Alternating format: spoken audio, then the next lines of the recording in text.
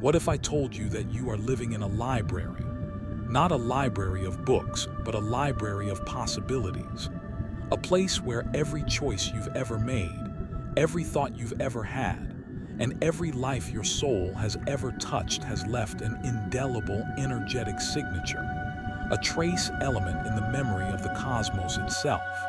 What if those strange, unsettling moments of your life are not what you think they are?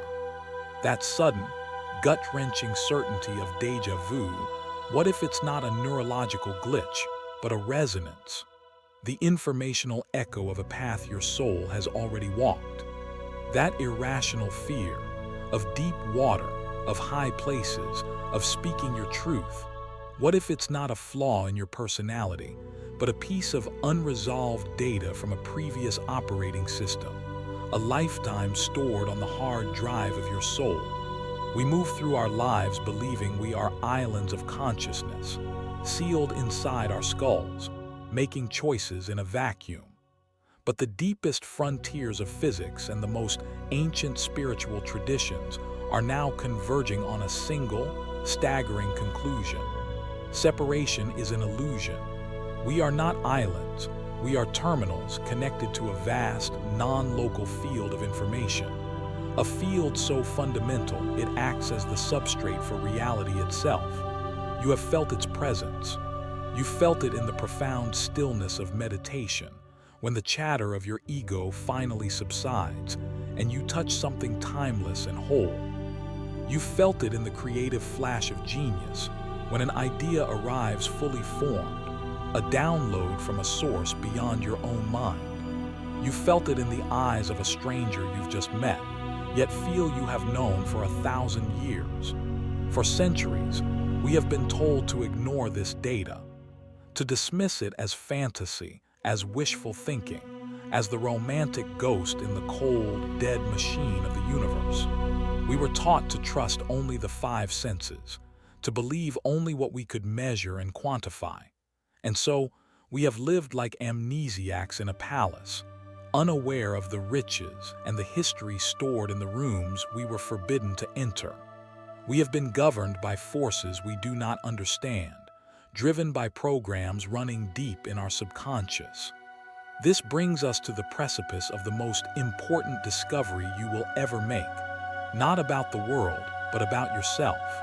It is a discovery encapsulated perfectly by the great pioneer of the psyche, Carl Jung, when he gave us this key.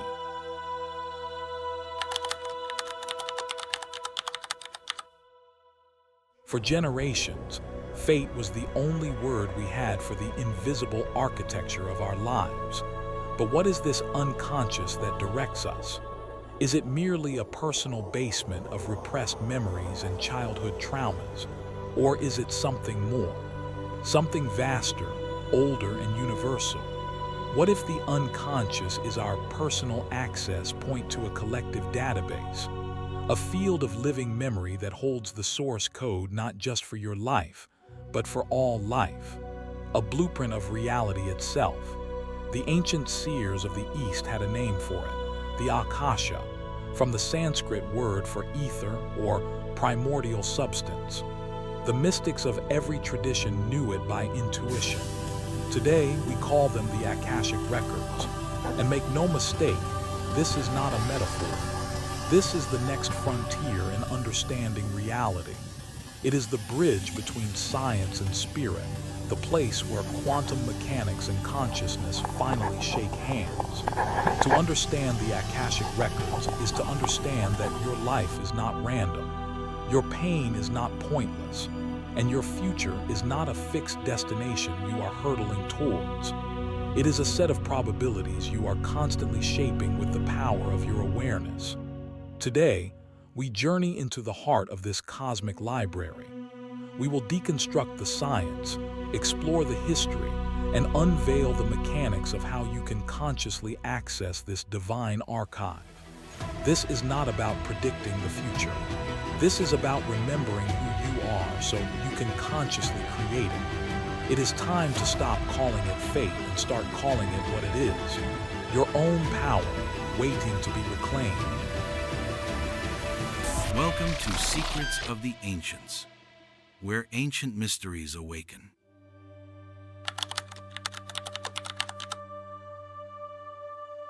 Let's begin by dismantling the very word that brings us here, records. It's a useful metaphor, a necessary starting point, but it's also a profound limitation. Our minds, conditioned by linear time and physical objects, latch onto the image of a cosmic library, an endless archive of dusty tomes or shimmering digital files. But the Akasha is not a collection of static reports about the past. It is the living, dynamic presence of the past, existing in a dimension where past itself is a fluid concept. To truly grasp this, we must shift our foundational understanding of reality. The universe is not a container full of things. It is a field of information in a perpetual state of becoming. What we perceive as solid matter is, at its quantum root, a temporary, localized vibration in a vast, invisible field. The most advanced physics now suggests the existence of a zero-point field, an ocean of energy thrumming at the absolute base of reality, even in the vacuum of empty space. This field is not empty. It is a plenum, a fullness, and it is theorized to be a universal medium that remembers everything that passes through it. Every particle, every wave, every quantum event leaves its indelible trace, its informational signature, in this cosmic memory foam. This is the scientific language for the primordial substance the ancients simply called Akasha. So, when we speak of accessing the records, we are not performing a cosmic library lookup. We are engaging in an act of resonance. Imagine striking a tuning fork. It vibrates at a specific frequency, and if another tuning fork of the same frequency is nearby, it will begin to vibrate in sympathy without ever being touched. Your consciousness is that second tuning fork. Your soul carries a unique, fundamental frequency, a signature tone that has been shaped by the symphony of all your experiences. The Akashic field is the grand orchestra. Through deep intention and altered states of awareness, you learn to quiet the dissonant noise of your ego mind and attune yourself to a specific chord within that orchestra, a past life, a karmic pattern, a forgotten strength. You don't read the story of a lifetime as a Roman centurion. You resonate with its frequency and momentarily experience its courage, its burden, its unresolved conflicts as a living reality within your own being. This is the difference between data and wisdom. The Akasha doesn't offer you a spreadsheet of your past deeds. It invites you to feel the energetic consequence of those deeds, to understand the why behind the what.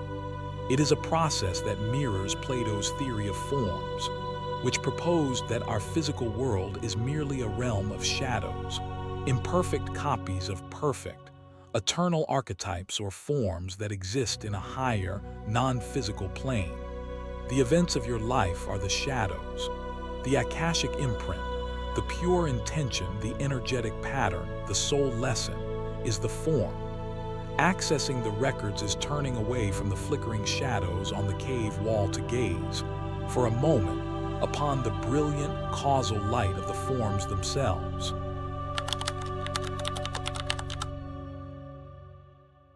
The notion that this cosmic memory is a recent New Age discovery is perhaps the greatest testament to the success of its suppression. In truth, this understanding is humanity's most ancient and universal heritage, a single primordial truth refracted through the cultural prisms of every civilization. It's not a collection of separate myths, but a global symphony playing the same central theme. We are looking at what Aldous Huxley called the philosophy of parentage, the perennial philosophy, the recurring recognition that beneath the world of physical things and separate egos lies a single, divine ground of all being. The Egyptian hall of records guarded by the ibis-headed Thoth is a profound piece of this symphony. Thoth was not merely a scribe. He was the master of divine speech, the one who translated the will of the gods into manifested reality. This connects directly to the Hermetic tradition, which sees Thoth as its source in his Greek incarnation, Hermes Trismegistus. The core Hermetic axiom, as above, so below, is a perfect description of the Akashic principle. Our physical reality below is a direct reflection of a higher, energetic, informational pattern above. The universe is a mirror, and the Akasha is what is being reflected. In the mystical heart of the Abrahamic faiths, we see the same truth veiled in different allegories. The Kabbalistic understanding of the Book of Life transcends the exoteric idea of a simple ledger for salvation. Kabbalah teaches that God created the world with Sephirot, 10 divine emanations. Our actions create energetic ripples that travel up and down this tree of life, shaping our reality. The book, then, is the energetic state of this divine tree, constantly updated by our choices. It is a living, interactive blueprint, not a static judgment. The Gnostic Christians had perhaps the most dramatic and poignant version of this story. They spoke of the Pleroma, a realm of pure, divine fullness, and of Sophia, wisdom, a feminine divine entity who, in her passion, fell from this state of grace, leading to the creation of the flawed material world and a lesser god, the Demiurge, who trapped spirits in physical bodies. For the Gnostics, humanity is divine light trapped in a prison of matter, suffering from a profound amnesia of its true origin. Salvation, or gnosis, was not about belief, but about remembering, reawakening the divine spark within and remembering its home in the Pleroma. Accessing the Akasha in a Gnostic sense is the ultimate act of remembering, of defying the cosmic amnesia imposed by the Demiurge to reclaim one's divine inheritance. This thread runs everywhere. The Druidic concept of weird, often oversimplified as fate, was a far more complex idea of an interwoven web of cause and effect, where the actions of one being vibrated across the entire web, affecting all others. The Mayans' intricate calendars were not just for measuring harvests. They were mapping the cycles of cosmic consciousness, believing that time was a living, sentient force that carried the memory of previous ages. What we are seeing is not cultural cross-pollination. It is the independent discovery of a fundamental law of the cosmos by mystics and seers, whose consciousness was refined enough to perceive it directly.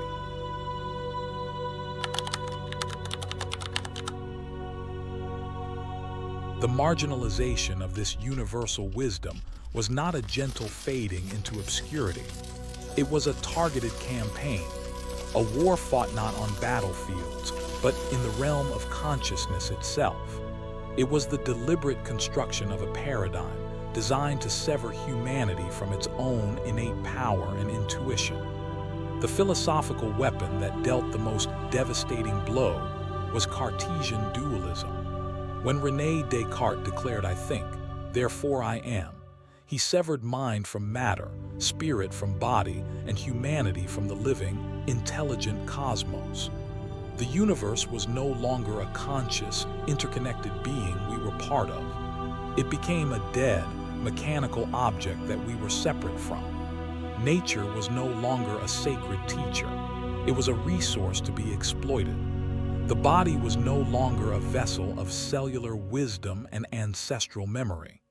It was a ghost in the machine, a fleshy automaton to be disciplined and controlled. This philosophical schism was the necessary precondition for the Industrial Revolution, which valued mechanical repetition over intuitive creation, and for the rise of a purely materialistic science that declared anything it couldn't measure to be non-existent. This great forgetting was then accelerated and cemented by the architecture of modern society. The education system was designed not to foster wonder, but to produce compliant workers. Memory was externalized, first into books, then into computers, and now into the cloud. We no longer needed to cultivate our inner memory when we could simply Google it. Intuition, that direct line to the Akashic field, was devalued as unreliable, unscientific guesswork. We were trained to trust external experts for everything: doctors for our health, priests for our salvation, politicians for our governance, and scientists for our reality. The result was a profound and painful spiritual dismemberment. We became a species suffering from collective amnesia, wandering through a world stripped of its magic and meaning, haunted by a vague but persistent sense of loss we couldn't name. The anxiety, the depression, the existential dread so rampant in modern society is not a sign of chemical imbalance alone. It is a symptom of soul sickness. It is the cry of the soul, starving for its native food, meaning, connection, and the remembrance of its own magnificent, eternal story. The suppression was so successful that we not only forgot the answers, we were taught to forget the questions.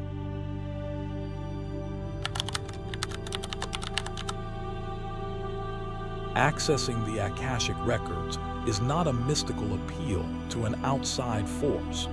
It is the activation of a dormant human faculty. It is a science of consciousness, and it has precise mechanics. Your body and mind form a sophisticated biocomputer, an antenna of consciousness, and its operating system is your brainwave state. Beta waves 1330 Hz are our default waking state: alert, logical, analytical, and critical.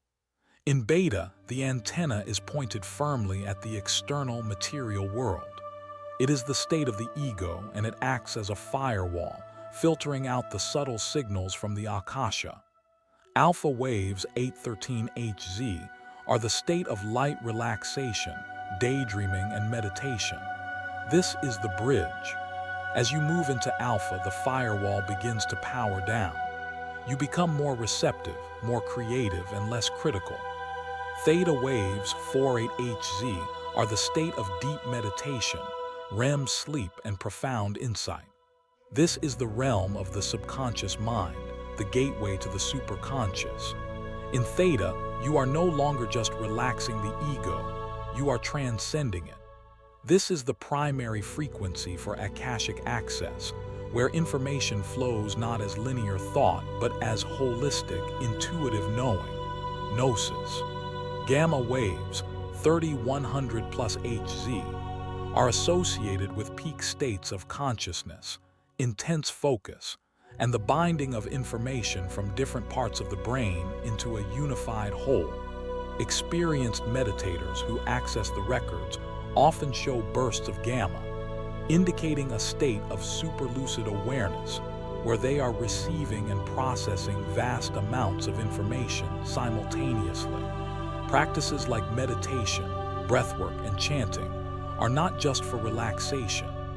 They are advanced technologies for consciously shifting your brainwave state. They are the methods for tuning the dial of your biocomputer away from the noisy broadcast of the ego mind and onto the clear, deep frequency of the soul and the Akasha. This process is perfectly described by biologist Rupert Sheldrake's theory of morphic resonance. Sheldrake proposes that systems have a collective memory. A crystal, for example, learns to form a certain way because it tunes into the morphic field of all the crystals of its kind that came before it.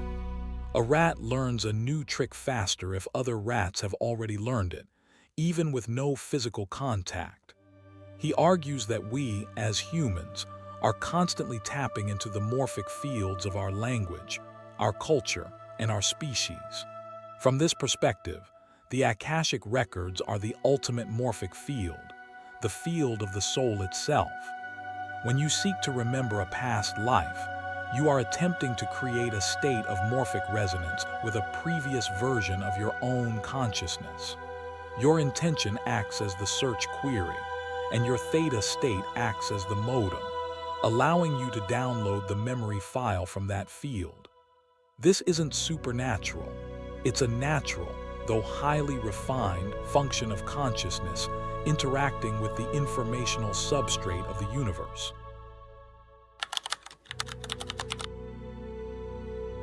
When you enter the Akasha, you are viewing the source code of your soul's journey. This blueprint is built upon the laws of karma and the architecture of soul contracts, but these concepts are far more sophisticated than the pop culture versions let on. Karma is not a simple tit-for-tat morality system. It is the universe's self-balancing feedback loop, governed by the physics of energy and information. Every action, thought, and intention you emit is a wave of energy that ripples out into the cosmic field. That wave will, inevitably, return to its source. You, not as a reward or punishment, but as a learning opportunity, a mirror showing you the quality of the energy you created. The Akasha allows you to view these feedback loops from a meta perspective. You can see how an act of cruelty in one life created an energetic debt that drew to you an experience of being victimized in another, not as cosmic revenge, but as a necessary lesson to teach your soul the felt experience of empathy. Soul contracts are the strategic planning sessions for navigating these karmic lessons. From a state of higher consciousness, outside the constraints of linear time, we form agreements with other souls. We architect lifetimes together.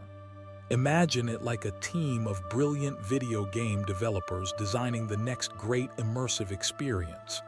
We choose our avatars, our bodies, our starting environments, our families and cultures, and the major quests or boss battles, our greatest life challenges. We make these agreements with our soul family, a core group of souls with whom we have journeyed for eons. In one life, a beloved soulmate agrees to play the role of your antagonist, the one who betrays you, because on a soul level, they love you enough to be the catalyst for your greatest breakthrough in forgiveness and self-love. This is one of the hardest truths to accept from the ego's perspective, but it is one of the most liberating from the soul's. It allows you to release lifetimes of blame and see even your most painful relationships as acts of profound, pre-negotiated love. Furthermore, these contracts can be renegotiated. When you bring a karmic pattern or a painful soul contract from the unconscious into the light of your conscious awareness, which is the very purpose of an Akashic reading, you are fundamentally changing its energetic structure. Awareness is the alchemical agent. By understanding the lesson, forgiving all players, including yourself, and consciously choosing a new response, you are declaring the contract fulfilled. You are informing the universe that you have graduated from that lesson.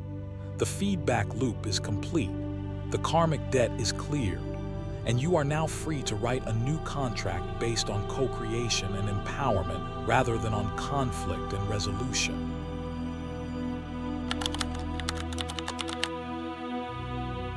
The final and most mind-bending frontier is where the line between mysticism and physics dissolves entirely. The insights from the Akashic field point toward a conclusion so radical it upends 400 years of scientific materialism. Consciousness is not something the brain produces. Consciousness is the fundamental ground of all being, and the brain acts as a receiver or a filtering mechanism for it. Physicist David Bohm spoke of reality having two orders. The explicate order, our familiar, manifested world of space, time, and separate objects, and the implicate order, a deeper, enfolded reality where everything is part of an undivided whole. The Akashic field is the implicate order. Our universe, our lives, are the continuous process of this implicate order unfolding into the explicate, and the explicate enfolding back into the implicate. It is a cosmic dance of information and manifestation. Dr. Robert Lanza's theory of biocentrism takes this a step further. It argues that the universe does not create life, Life and consciousness create the universe. Space and time are not hard, external objects. They are tools of animal perception, the software of consciousness. Without a conscious observer, the universe exists only as a cloud of quantum probabilities. It is the act of observation, of consciousness interacting with the field, that collapses the wave function and makes reality real. If this is true, then the universe doesn't have a memory field. The universe is a memory field projected by the totality of consciousness. The Akasha is not a library within the cosmos. The cosmos is a library within the Akasha. This is the ultimate secret of the ancients, now being whispered by our most audacious modern physicists. What mystics called spirit, God, or Brahman, science is beginning to call the field, the unified, intelligent, conscious, and information-rich ground from which everything arises. Accessing the Akashic Records, then, is more than a personal healing journey. It is a participation in the universe's process of knowing itself. Each time you remember a piece of your soul's story, you are not just healing yourself. You are weaving a thread of light into the collective tapestry. You are contributing a note of clarity to the cosmic symphony. You are closing the artificial gap between the seer and the seen, between the human and the divine, and becoming what you were always meant to be, a conscious co-creator of reality. So we find ourselves at the end of this journey, but at the true beginning of another. We have traveled from the strange paradoxes of the quantum foam to the luminous shores of consciousness itself. We have seen how the whispers of ancient mystics are now being echoed in the findings of our most audacious physicists. The great schism between science and spirit, the Cartesian wound that severed mind from matter, finally begins to heal. The inescapable conclusion is this: the universe is not a cold, dead machine in which consciousness is a random, accidental ghost. The universe is a living, intelligent, and fundamentally conscious system, and you are not merely in it. You are a holographic piece of it. You are a sensory organ of the cosmos, a focal point through which the universe experiences and knows itself. This understanding changes everything. It reframes your very identity. You are not a flawed, temporary human struggling to become spiritual. You are an ancient, eternal soul remembering the sacred assignment of being human. Your life ceases to be a random series of events and reveals itself as a coherent, meaningful curriculum designed by your own higher self for your evolution. Your pain is no longer a punishment but an initiation. Your challenges are not obstacles but activations. Your deepest wounds are the very portals through which your greatest light can enter the world. What then is the work? What do we do with this profound and unsettling truth? The work is not out there. It does not require a pilgrimage to a sacred mountain or the approval of a guru. The most radical, world-changing action you can take is to turn your gaze inward. It is to have the courage to sit in the stillness and listen past the noise of your conditioning to the silent hum of your own soul.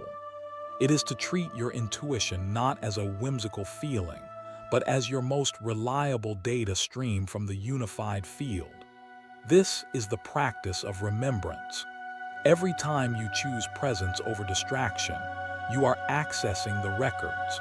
Every time you observe a repeating pattern in your life without judgment, you are reading your own soul's blueprint. Every time you forgive yourself or another, you are consciously rewriting a karmic contract. You begin to leverage the neuroplasticity of your brain not just for learning new skills, but for sculpting a new state of being, one aligned with your soul's truth. And this is not a selfish act. It is the most generous contribution you can make to the world. As you begin to embody this remembrance, your own frequency changes. You become a living tuning fork for truth, for clarity, for compassion. Without saying a word, You give others permission to remember, too. The healing of the self is the prerequisite for the healing of the collective. One awakened soul at a time, we raise the resonant frequency of this planet, making the old paradigms of fear, separation, and control obsolete. They don't need to be fought. They simply lose their power as we withdraw our belief from them. You are the scribe and the scripture. You are the dreamer and the dream. The power you have been searching for in others, in systems, in the future, was never outside of you.